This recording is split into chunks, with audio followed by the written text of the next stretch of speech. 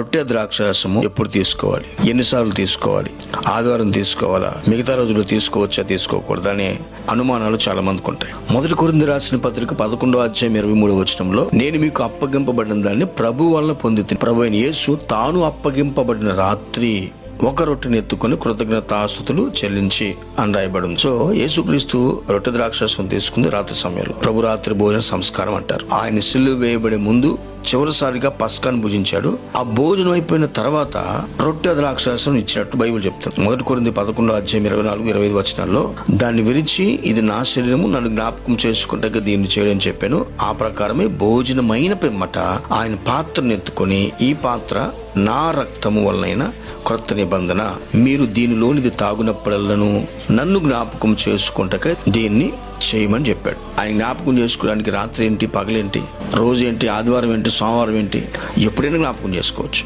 అపోస్తలుల కార్యం 2:46 వచనంలో ఆది సంఘాన్ని గురించి బైబిల్ ఏమంటుందంటే, వారు ఏక మనస్కులై ప్రతి దినము దేవాలయంలో తప్పక కూడుకొనుచు ఇంటింట రొట్టె విరుచుచు దేవుని స్తుతించుచు ప్రజలందరి వలన దయ పొందారు. ప్రారంభం సంఘం ఏర్పడినప్పుడు వారు ప్రతిదినం అలా చేశారు. కొంతకాలానికి సంఘానికి శ్రమ వచ్చినట్లు బైబిల్లో కూడా మనకి చెప్పబడుతుంది. కొంతమంది చెదిరిపోయారు. చెదిరిపోయిన వాళ్ళు సువార్త ప్రకటించుకుంటూ సంచారం చేశారు. అపోస్తలుల కార్యం 8వ అధ్యాయం నుంచి మనకి ఈ మాటలు కనిపిస్తూ ఉంటాయి. సో తర్వాత వాళ్ళు రోజు కూడుకోలేకపోయారు. వారానికి ఒక రోజు కూడుకోవడం ప్రారంభించారు. అది ఆదివారం కూడుకోవడం ప్రారంభించారు. పునరుద్ధానమైంది ఆదివారం కనుక అది ప్రభు దినముగా ఆదివారం వారానికి ఒక రోజు కూడుకుంటూ ఉండేవాడు. అందుకే అపోస్తలుల కార్యములు 20వ అధ్యాయం 7వ వచనంలో, ఆదివారమున మేము రొట్టె విరుచుటకు కూడినప్పుడు. 1 కొరింథీ రాసిన పత్రిక 16వ అధ్యాయం 2వ వచనంలో, నేను వచ్చినప్పుడు చందా పోగు చేయకుండా ఆదివారంలో మీలో ప్రతివాడు తాను వర్ధిల్లిన కొలది తన యొద్ద కొంత సొమ్ము నిల్వ చేయవలను. సో బైబిల్లో పలానా రోజు తీసుకోమని గాని, పలానా సమయంలో తీసుకోమని గాని, రాత్రి తీసుకోమని గాని, ఆదివారమే తీసుకోమని గాని